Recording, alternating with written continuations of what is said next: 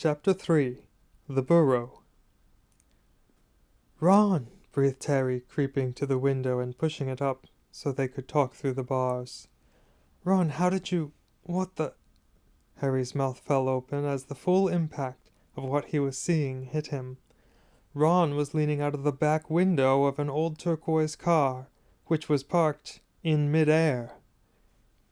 Grinning at Harry from the front seats were Fred and George, Ron's elder twin brothers. "All right, Harry?" asked George. "What's been going on?" said Ron. "Why haven't you been answering my letters? I've asked you to stay about 12 times. And then Dad came home and said you'd got an official warning for using magic in front of muggles." "It wasn't me. And how did he know?" "He works for the ministry," said Ron. "You know we're not supposed to do spells outside school." "You should talk," said Harry, staring at the floating car. "Oh, this doesn't count," said Ron. "We're only borrowing this. It's Dad's. We didn't enchant it. But doing magic in front of those muggles you live with. I told you I didn't, but it'll take too long to explain now. Look, can you tell them at Hogwarts that the Dursleys have locked me up and won't let me come back, and obviously I can't magic myself out, because the ministry'll think that that's the second spell I've done in 3 days, so..." "Stop gibbering," said Ron. "We've come to take you home with us. But you can't magic me out either." "We don't need to," said Ron, jerking his head towards the front seat and grinning. "You'll forget who I've got with me." "Toy that are on the bars," said Fred, throwing the end of a rope to Harry. "If the Dursleys wake up, I'm dead," said Harry as he tied the rope tightly around a bar and Fred revved up the car. "Don't worry," said Fred. "And stand back." Harry moved back into the shadows next to Hedwig, who seemed to have realized how important this was and kept still and silent.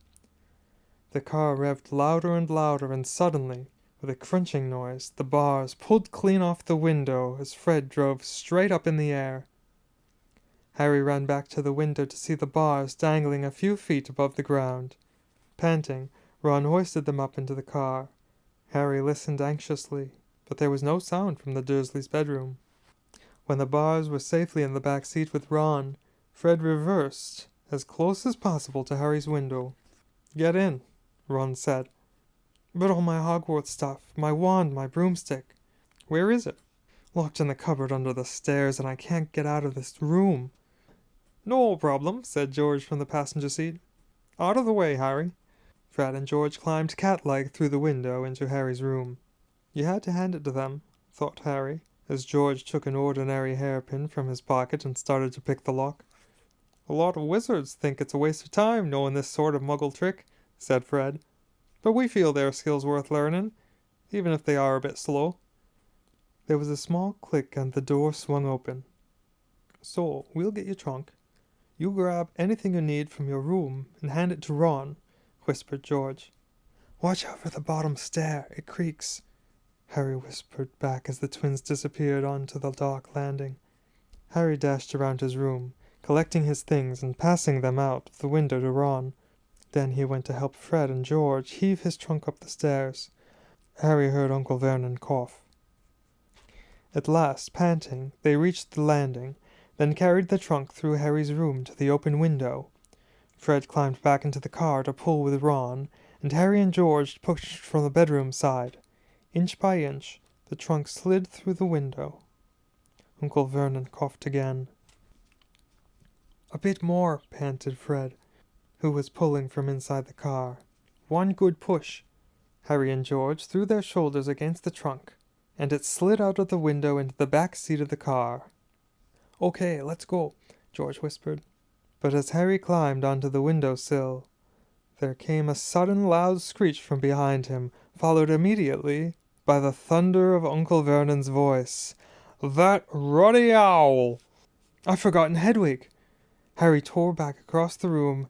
As the landing light clicked on, he snatched up Hedwig's cage, dashed to the window, and passed it out to Ron. He was scrambling back onto the chest of drawers when Uncle Vernon hammered on the unlocked door, and it crashed open. For a split second, Uncle Vernon stood, framed in the doorway. Then he let out a bellow like an angry bull and dived at Harry, grabbing him by the ankle. Ron, Fred, and George seized Harry's arms, and pulled as hard as they could. "Petunia!" roared Uncle Vernon. "He's getting away! He's getting away!" But the Weasleys gave a gigantic tug, and Harry's leg slid out of Uncle Vernon's grasp. Harry was in the car. He'd slammed the door shut. "Push your foot down, Fred!" yelled Ron, and the car shot suddenly toward the moon. Harry couldn't believe it. He was free. He rolled down the window, the night air whipping his hair, and looked back at the shrinking rooftops of Privet Drive. Uncle Vernon, Aunt Petunia, and Dudley were all hanging, dumbstruck, out of Harry's window. "See you next summer!" Harry yelled. The Weasleys roared with laughter, and Harry settled back in his seat, grinning from ear to ear. "Let Hedwig out," he told Ron. "She can fly behind us. She hasn't had a chance to stretch her wings for ages." George handed the hairpin to Ron, and a moment later, Hedwig soared joyfully out of the window to glide alongside them like a ghost. "So, what's the story, Harry?" said Ron impatiently. "What's been happening?" Harry told them all about Dobby, the warning he had given Harry, and the fiasco of the violet pudding. There was a long, shocked silence when he had finished. "Very fishy," said Fred finally. "Definitely dodgy," agreed George. "So he wouldn't even tell you who's supposed to be plotting all of this stuff?" "I don't think he could," said Harry. "I told you, every time he got close to letting something slip, he started banging his head against the wall." He saw Fred and George look at each other. "What, you think he was lying to me?" said Harry. "Well," said Fred, "put it this way. House elves have got powerful magic of their own, but they can't use it without their master's permission. I reckon old Dobby was sent to stop you coming back to Hogwarts. Someone's idea of a joke. Can you think of anyone at school with a grudge against you?" "Yes," said Harry and Ron together instantly. "Draco Malfoy," Harry explained. "He hates me." "Draco Malfoy," said George, turning around. "Not Lucius Malfoy's son?" "Must be. It's not a very common name, is it?" said Harry. "Why?" "I've heard Dad talking about him," said George. "He was a big supporter of you-know-who." "And when you-know-who disappeared," said Fred, craning around to look at Harry, "Lucius Malfoy came back, saying he'd never meant any of it. Load of dung. Dad reckons he was right in you-know-who's inner circle." Harry had heard these rumors about Malfoy's family before, and they didn't surprise him at all. Malfoy made Dudley Dursley look like a kind, thoughtful, and sensitive boy. "I don't know whether the Malfoys own a house elf," said Harry. "Well, whoever owns him will be an old wizarding family, and they'll be rich," said Fred. "Yeah, Mum's always wishing we had a house elf to do the ironing," said Ron. "But all we've got is a lousy old ghoul in the attic, and gnomes all over the garden. House elves come with big old manors and castles and places like that. You wouldn't catch one in our house." Harry was silent. Judging by the fact that Draco Malfoy usually had the best of everything, his family was rolling in wizard gold. He could just see Malfoy strutting around a large manor house. Sending the family servant to stop Harry from going back to Hogwarts also sounded exactly like the sort of thing Malfoy would do. Had Harry been stupid to take Dobby seriously? "I'm glad we came to get you, anyway," said Ron. "I was getting a bit worried when you didn't answer any of my letters. I thought it was Errol's fault at first." "Who's Errol?" "Our owl. He's ancient. It wouldn't be the first time he collapsed on a delivery. So then I tried to borrow Hermes." "Who?" "The owl Mum and Dad bought Percy when he was made prefect," said Fred from the front. "But Percy wouldn't lend him to me," said Ron. "Said he needed him."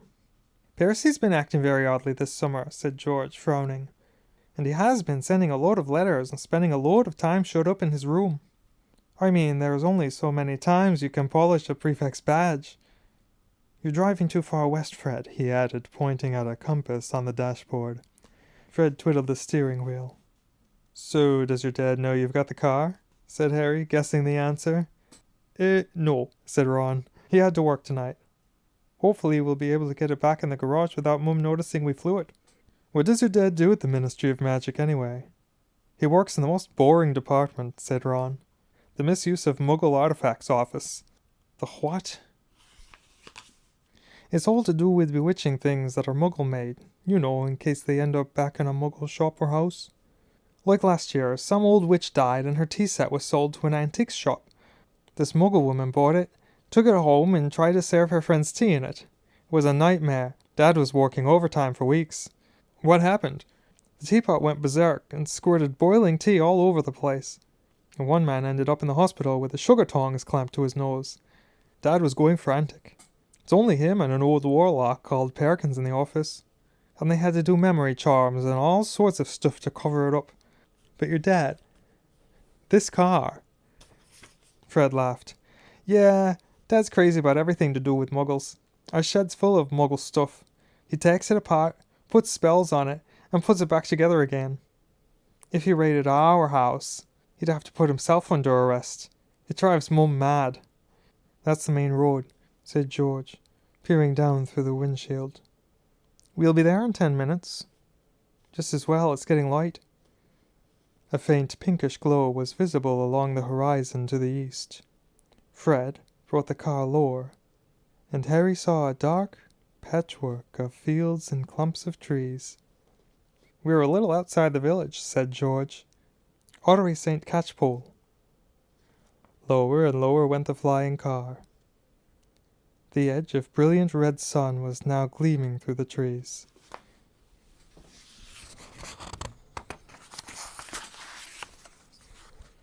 "Touchdown," said Fred as, with a slight bump, they hit the ground.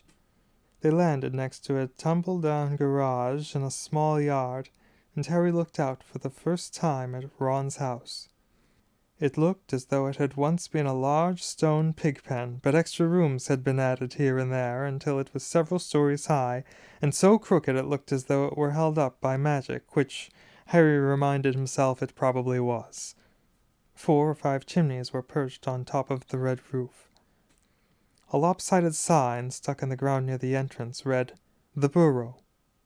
Around the front door lay a jumble of rubber boots and a very rusty cauldron.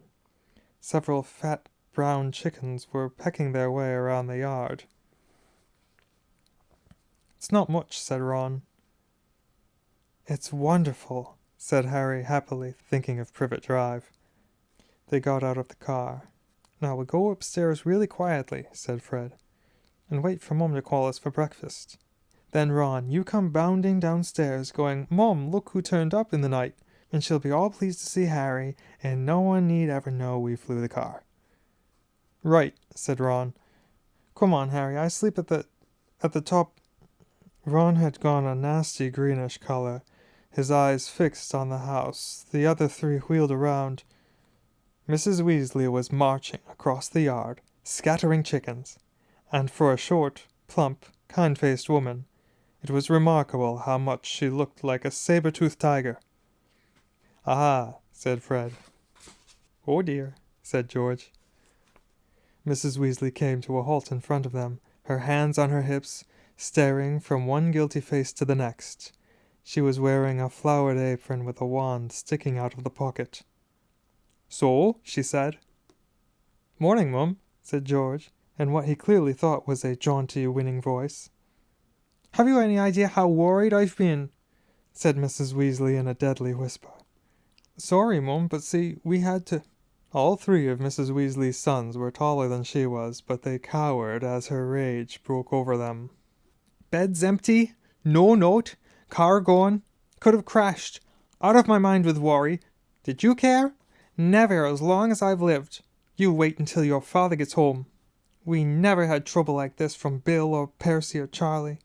"Perfect Percy," muttered Fred. "You could do with taking a leaf out of Percy's book," yelled Mrs. Weasley, prodding her finger in Fred's chest. "You could have died, you could have been seen, you could have lost your father's job." It seemed to go on for hours. Mrs. Weasley had shouted herself hoarse before she turned on Harry, who backed away.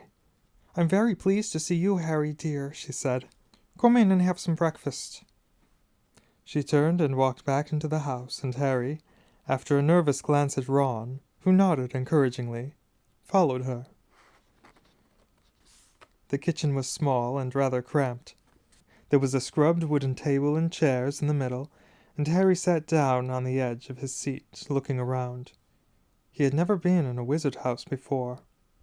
The clock on the wall opposite him had only one hand and no numbers at all.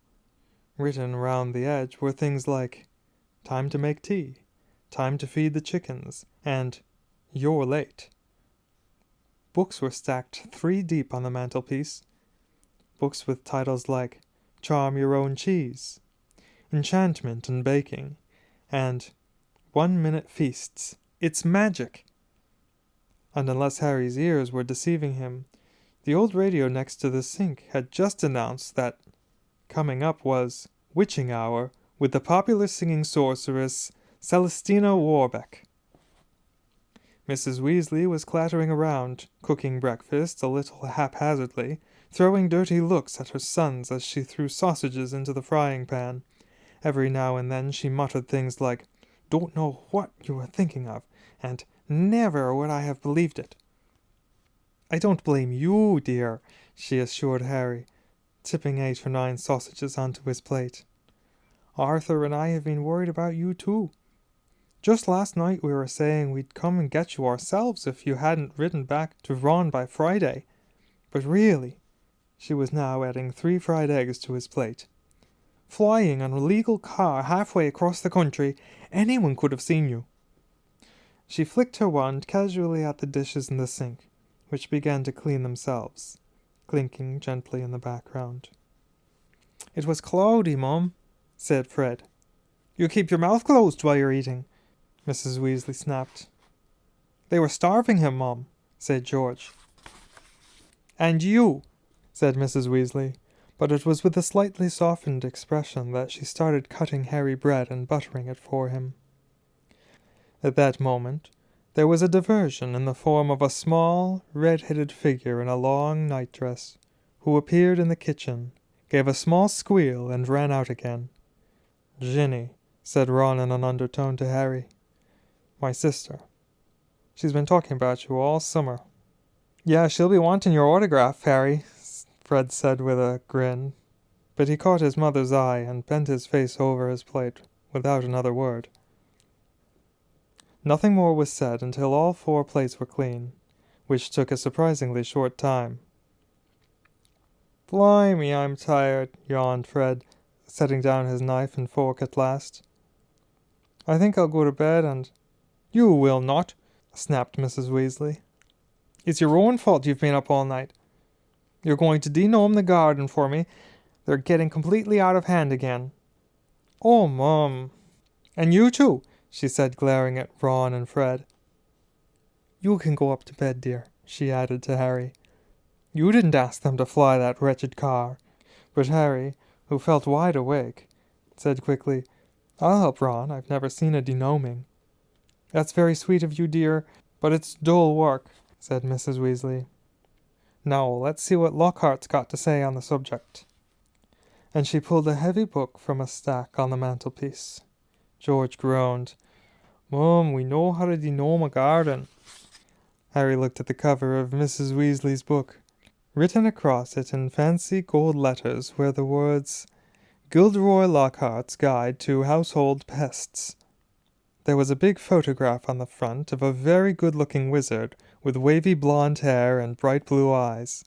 As always in the wizarding world, the photograph was moving. The wizard, who Harry supposed was Gilderoy Lockhart, kept winking cheekily up at them all. Mrs. Weasley beamed down at him. "Oh, he is marvelous," she said. "He knows his household pests all right. It's a wonderful book."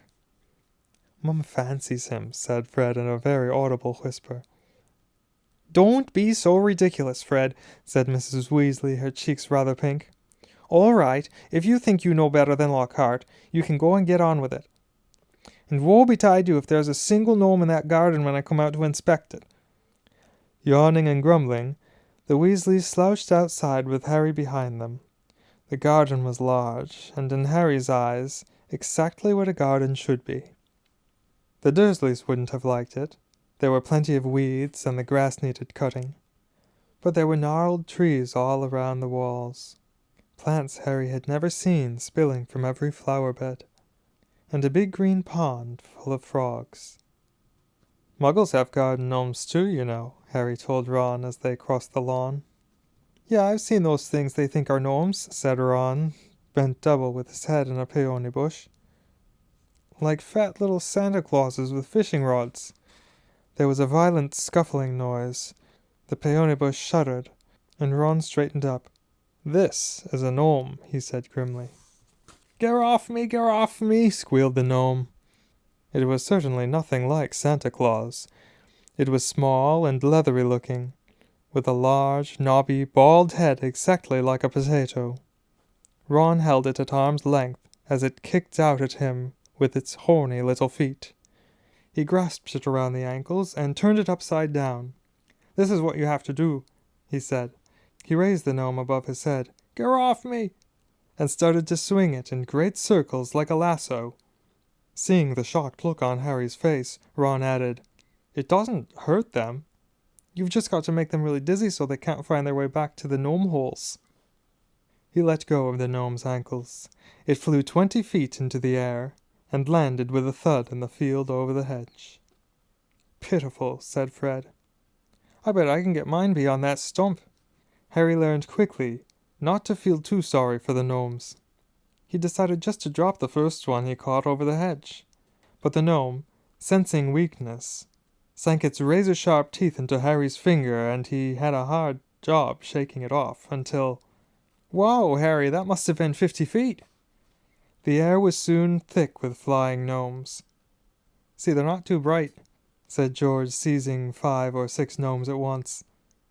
"The moment they know the de-gnoming's going on, they storm up to have a look. You'd think they'd have learned by now just to stay put." Soon the crowd of gnomes in the field started walking away in a straggling line, their shoulders hunched. "They'll be back," said Ron as they watched the gnomes disappear into the hedge on the other side of the field. "They love it here. Dad's too soft with them. He thinks they're funny." Just then the front door slammed. "He's back," said George. "Dad's home." They hurried through the garden and back into the house. Mr. Weasley was slumped in a kitchen chair with his glasses off and his eyes closed. He was a thin man, going bald, but the little hair he had was as red as any of his children's. He was wearing long green robes, which were dusty and travel-worn. "What a night," he mumbled, groping for the teapot as they all sat down around him. 9 raids, 9. And old Mundungus Fletcher tried to put a hex on me when I had my back turned." Mrs. Weasley took a long gulp of tea and sighed. "Find anything, Dad?" said Fred eagerly. "All I got were a few shrinking door keys and a biting kettle," yawned Mr. Weasley. "There was some pretty nasty stuff that wasn't in my department, though. Mortlake was taken away for questioning about some extremely odd ferrets. But that's the Committee on Experimental Charms, thank goodness." "Why would anyone bother making door keys that shrink?" said George. "Just muggle baiting," sighed Mr. Weasley. "Sell them a key that keeps shrinking to nothing so they can never find it when they need it. Of course, it's very hard to convict anyone because no muggle would ever admit their keys kept shrinking. They'll insist they just keep losing it. Bless them, they'll go to any lengths to ignore magic, even if it's staring them in the face. But the things our lot have taken to enchanting, you wouldn't believe. Like cars, for instance." Mrs. Weasley had appeared, holding a long poker like a sword. Mr. Weasley's eyes jerked open. He stared guiltily at his wife. "Cars, Molly dear?" "Yes, Arthur, cars," said Mrs. Weasley, her eyes flashing. "Imagine a wizard buying a rusty old car and telling his wife all he wanted to do with it was take it apart to see how it worked, while really he was enchanting it to make it fly." Mr. Weasley blinked.